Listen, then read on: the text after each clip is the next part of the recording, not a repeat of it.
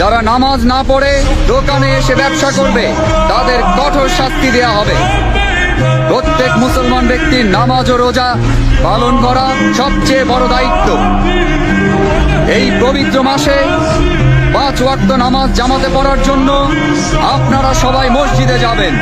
বায়াজিদ মসজিদের ময়দানে ইবাদত করতে আসা মহিলাদের আশেপাশে ঘোরাঘুরি করলে বা কোনো ক্ষতি করলে অথবা কোনো বেয়াদবি করলে কঠিন শাস্তি পেতে হবে। মহিলারা নামাজ পড়ার জন্য এবং ওয়াজ শুনতে যথাসময়ে উপস্থিত হবেন। নামাজের সময় ব্যতীত মসজিদ প্রাঙ্গণে মহিলাদের আনাগোনা একেবারে নিষিদ্ধ করা হলো।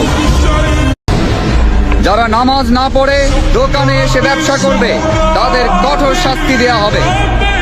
প্রত্যেক মুসলমান ব্যক্তির নামাজ ও রোজা পালন করা সবচেয়ে বড় দায়িত্ব।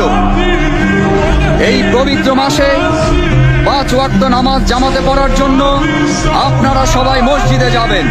বায়াজিদ মসজিদের ময়দানে ইবাদত করতে আসা মহিলাদের আশেপাশে ঘোরাঘুরি করলে বা কোনো ক্ষতি করলে অথবা কোনো বেয়াদবি করলে কঠিন শাস্তি পেতে হবে।